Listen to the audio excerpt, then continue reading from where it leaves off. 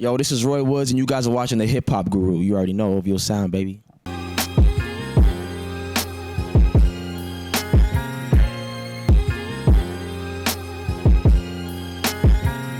Hi, I'm Jess from the Hip Hop Guru, and I am excited to introduce you to one of my friends, Denzel Spencer, also known as Roy Woods. Roy. I never get that one before. No one just calls it Denzel. No one calls out the Guppy like that still. But you know, you're my friend. You're my friend. You know what I mean? I love it. So Roy and I have known each other for, 2019 or 2020. Yeah, around there. Yeah. I did my master's internship at the studio. Yeah. And I'm so grateful for you and Brooks. Shout out to Brooks. Shout out Brooks. Thank man. you. Honestly, hey, I wouldn't have graduated if it wasn't for you. It's a tough school. It's a tough school over here. Toronto, man. Toronto. Oh, okay, yeah. Roy, I've always wondered where the name Roy Woods comes from. So I actually didn't give myself that name. Okay. My name before was Pression. It was short for depression. I was sad boy for life, you know? So, yeah. So that was the name I first came out with. But I was rapping. I wasn't like singy as I am. The name probably would have worked now. But I wasn't doing that. I was rapping. So there was this guy who came up to me. He lived in my building. But we never really spoke like that. Yeah. But we had like mutual friends, whatever. So he see me in the hallway after I dropped a few tracks, and he's like, "Yo, like, you should change your name."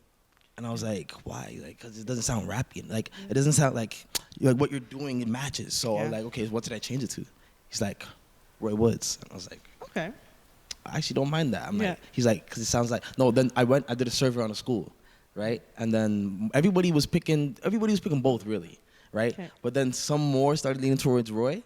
Yeah. And then there was a girl. She was sweet. She was a light-skinned thing. Okay. Yeah. The light-skinned thing. Yeah. No. So, they get my heart sometimes. But she said it sounds like you could sing and rap, because everybody knew I sang too. So it sounds like you could sing and rap. I was like, oh, say less. Okay. So that's how that happened. Yeah. Oh, okay. And do you still talk to that guy?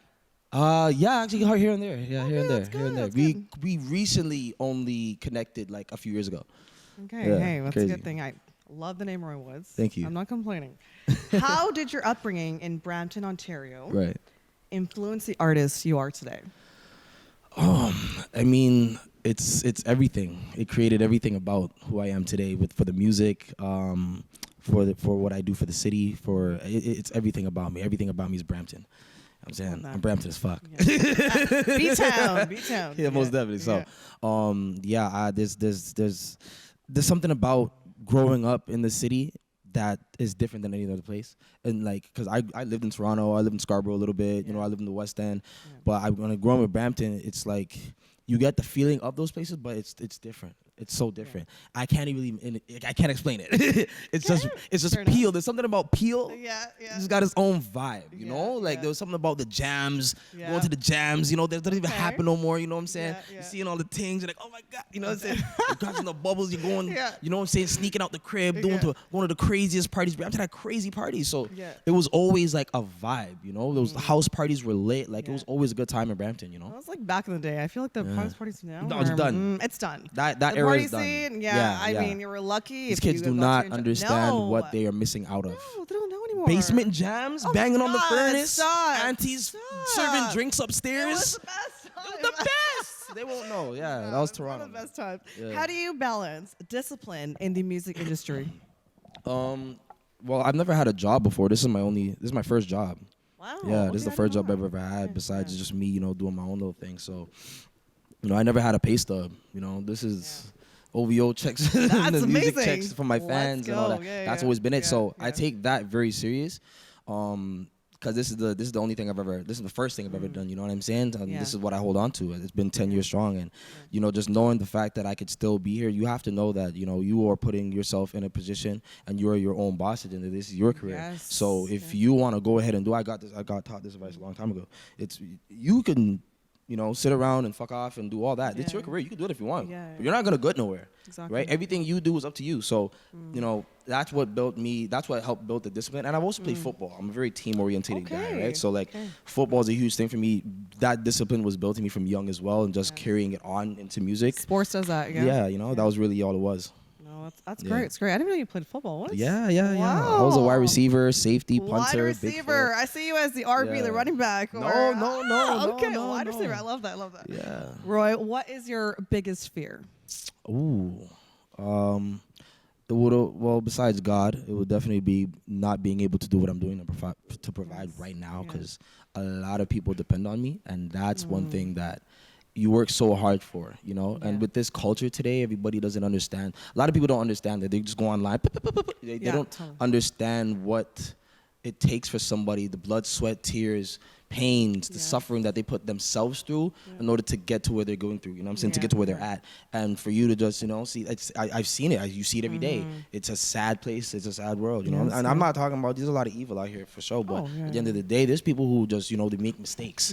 You know, we're not perfect people. I feel like But you learn from those mistakes. right? exactly, but that's the whole point of mistakes, is to learn from them. And like this era just wants to point a mistake and and chastise you for it, right? for And not realizing, yo, bro, you just made a mistake yesterday. Yeah. Nobody chastised you for that. Yeah, You know what I'm saying? And if somebody did, like, maybe it wasn't chastised. Maybe you viewed it as that, but they're trying to really just give you some tough love. You feel me? Totally.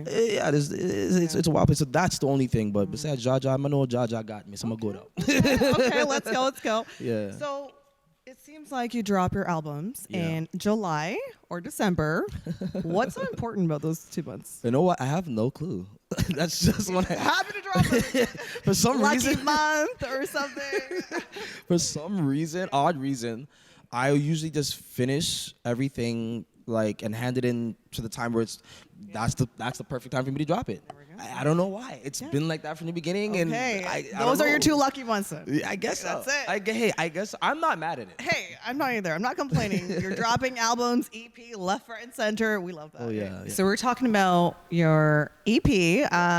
Let's get into Rolling Stone. You just dropped it, and it was what, this month, December? This month, yes, December 6th, yeah. What inspired the title Rolling Stone?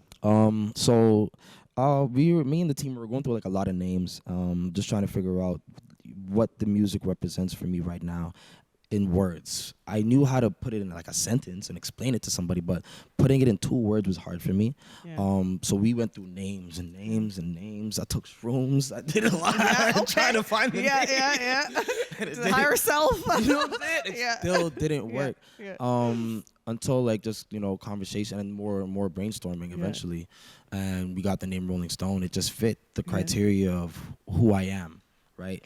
On tour, off tour, I'm still the same person. I'm a Rolling Stone. I'm not sanctioned in one place or one type of, you know, I'm all over the place, right? I like that. And I'm free. That's the most important thing. I don't feel like I'm, you know, locked into please somebody or make sure I'm catering to their feelings. It's not about that. Now it's about me. I've done that for forever. So now I'm just giving all that energy to me, and that's where Rolling Stone comes from. You know what I mean? Ooh, okay. Can you walk us through the creative process behind making the EP? Yeah. So what's funny about this EP is that you would think that I just put the songs together as like a project, as an EP, but it's really not. These are songs that I put together that actually, it's not like they missed the album. They were actually on the album, but I wanted to, in a sense, just split the story, right? So tell you the story just and extend it a little bit, you know, just dive a little deeper into it, and that's what this project is. It's a taste of what's to come, right? So it's really just a lead into. Right, I'm telling the story of how I'm getting my heart, how I got my heart broke recently, but backwards. You know, I'm not telling it. Right. Interesting. Okay. Yeah. So it's just a lead into to what's to come. What was the inspiration behind the album cover? We are trying to, well, for me especially, just trying to find, like personally, just trying to find a fine line in between what a rock star is for me and as an R&B singer, right? You know, my version of, you know, how I view myself and how my fans view me as a rock star when they see me on tours, and also just the projection of what we know as a rock star, right? I wanted to find that fine line in between that and not do anything forced, but just be free with it, right? And that's what that is. This is just me and my era is free. And there's a lot of ideas we had for the cover, but that was the one where we said, yeah, this is it. No, this when you look at the sticks. album cover, it's very authentic. It's you. Yeah. Like it's like you're spray painting. You know, it's definitely you. I can see it. Yeah. Oh, great. Is there a central message or a story you're trying to convey in Rolling Stone? Yes. I feel like when you listen to from the beginning to the end, it's all everything's a story with me. And it's usually love stories. Right? Yes. But at the end of the day, this story is not really much of a love story. This story is more of a letting go story. Don't play with me, I'm that guy story. Okay. You know, I've learned about myself a little bit now. Now I know that I'm in a new light for myself personally. You know, fuck what anybody else thinks. This is what I know for myself now. And I'm embracing and stepping into that confidently, unapologetically, right? And it's really just that letting go of, you know, you had, but now you have to let go. And I'm moving into this new world, and I'm not letting anybody play with me. That's what that is. Yeah, that's the message I'm trying to get. You tell her. You let her know, okay? Tracks like she don't care about my name. Yeah, right? yeah. Seems very personal. It is. Are the lyrics based on your own experiences, which you talked about, or is it more like a narrative-driven approach? No, these are all off of my experiences. Authentic. Okay. Every track. Yeah, I went through something, and I went to the studio right after. Oh, wow. That's how a lot of these songs are created. Okay. Yeah. And even Hold Still, it's such like a deep emotional undertone. Yeah. You can hear your pain. Is that the inspiration then? Okay. No, yeah, but Hold Still, that one right there. That's oh man, everything's so good right now. Okay. You know, that's where even Solo is like that moment too. And then we get more into She Cares About My Name, and that's where you see like, oh wait, but this is how you really feel about me. Yeah. Nah, bitch, I'm outside. I'm a rock star. What are you talking about? I'm outside. That's what this album and project is about. You know what I mean? Okay. Yeah. Oh, okay. So how do you decide which ideas or sounds make it into a song? Do you like just wake up one morning, hey, you know what? It's a feeling, or is it like a melody or a concept you have in mind? Yeah, it's usually just a feeling I'm trying to portray, you know. You know, I always with the relationship I was in, you know, with even girls in general, it's always a strong feeling that I have to portray, and every girl will give you a different feeling that you know what I mean? So I always just try to get that feeling out. Whatever that feeling is, I push it out and put it into the mic and let my soul speak, and that's what it becomes. I don't really try to force a direction. I hate doing that for myself. I like to just let the soul speak. So yourself. Right. Yeah, that's what all this project was. Just letting it all out. When I wanted to make some like songs like Rockstar Baby, that was just me. I wanted to make something fun. You know, I just came off of the tour with Party in Houston, and I was like, I just want to make something. I'm in that mood right now. It's like I'm still there in Houston right now. You know, I love that place. So that was the energy that I had, just that feeling of still, you know, being that it was so fresh. So it's really just all the feelings that I'm, you know, going through. I'm just taking it and putting it into the mic, man. That's great. Is there a song from this new batch of music that's meaningful to you? Yes, most definitely. I feel the last song with myself and Greedo, that's a big one, because it's the lead into what's to come from not just the sound, but from what I'm saying. And then there's songs like my favorite song is Rockstar Baby. I feel it. like I love that. Seriously. Thank you. On repeat. Yeah, trust me. It was for me when I made it. Love it. Yeah, it's I feel like it was a song that's so creative. Yeah. Just, you know, in a sense breaking barriers and trying something new with R&B. That typically, you know, I don't think a lot of artists even if they try to do it, it won't be as successful, or it won't be, it won't have that feeling of like this is something crazy. It may, I feel like, just be a cool idea. Yes. But I knew that when I made that, this was something crazy that nobody really, I feel, could captivate like that besides me. So, can you sing a few lines, please? What did I say? What did I say? She don't want me, or... Oh, man, dang. I always forget my own bars. It was the first line that I was like... I said, started knowing me and my gang. She didn't know me and my gang. Okay. Then you want to pull up and hang. Said she want to see a little fame. Must be Destiny's Child. Got me saying her name. I love that bar right there. She can get drunk with her girl, so she got someone to blame. Yeah, a little something. That's great. You want me to go higher, huh? Like, keep going, please. I would. I didn't finish my tea this morning. We're in the studio. No. appreciate you. I appreciate you. Yeah, What sure. are some of the key influences that help shape the sound of Rolling Stone? Like musically? Musically and like for your EP as well, especially Rolling Stone. I would say I was listening to a lot of old school R&B for sure. I wasn't even listening to any Turner music. It was weird. Making songs like Outside, making songs like Rockstar Baby and Hold Still. I was listening to a lot of just old school R&B, like, you know, like Tyrese was in my playlist, Jaheim, Ooh, yes. John B. Yes. Man, I had my heart broke. Oh, he was going through it. I was sad, Some bro. comfort food. What? Some ice cream. Ice cream. I got the what is that? The chips with the little the flavor to the smart food chips or whatever. Oh, what? The popcorn, the little you know the little popcorn in the Oh, he was going through it. Bruh, listen. Next time, give me a call. Okay, we can go for a walk. I'll take you to the gym. I was doing all that. That's what led me to Nothing there. was helping it. Yeah, but it's real when you're working out to SZA and you're listening.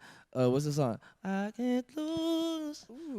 Yes, you can't be listening to those songs. That's It Snooze. hurts. But Pain. it's the vibe. No, you run into that 6K, 7K. You run into that.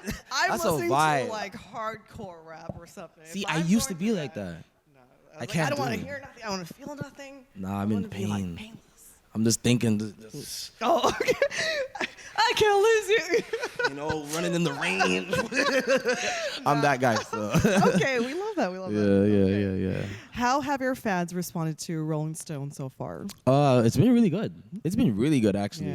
Yeah. What I was a little fearful of was when I dropped Them Times. I feel like I was doing I went too quick into a sound. Yeah. Right? And that was because I was lost. Yeah. So I was scared to kind of do that again. That's why I felt like I needed to give them songs that reminds them of the old Roy, but still give you the new and improved things that I've been working on and the ideas that I've been working on in a way where it's refreshing. And it reciprocated perfectly. That's what I'm happy about. I was scared it wasn't, but because of Them Times, but it did perfectly.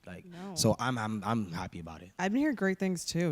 I've been looking at your comments too, and great response. We love that for you. Yeah, thank you. Love that. Thank you. My cousin was working downtown, and he said, yo, he texted me, he's like, yo, I heard someone playing Rockstar Baby or something like that. I was like, okay, I like that. I actually heard somebody at the gym play. They were listening to Solo. Wow. I was walking like that's Roy Wood. Okay, girl, you keep going. That's that's what I was like, okay. I love this. Yeah, the woman that knew. That's what I'm happy about, you know. Great. It's lit. What's next for you after Rolling Stone? Did you start your new project yet? Or? The album you can say is done. Oh, okay. It's been you done. heard it here first, guys. It's been too done. Hip-hop. I had to drop a project because it's been overdone. Okay, you're ready. It's too many songs that are too good. So yeah, the album is. I wouldn't even say it's super complete, but it's complete. Okay, right. Okay. So you guys are gonna expect that soon. 202025, top of the year. Better watch out. July. Hey, I didn't put no date. But you're gonna get one. You're gonna get one. I promise you that. You're gonna get one. You'll get the scoop. You'll get the scoop. Look, we can chat for hours. Well, you know that. No, we can keep going. That. We go way back. But Roy, I have to let Roy go, unfortunately. Okay. Thank you so much for sitting down with us today. Of course. Thank you, It was Jess. such a great chat. Yes, for sure. We got to do it again soon. Excited. Let's go. For sure. Part 2. When the album drops, we're back. Let me know. We're gonna be here. Come on. Okay. Well, thank you so much for watching. I'm Jess from Hip Hop Guru. Until next time.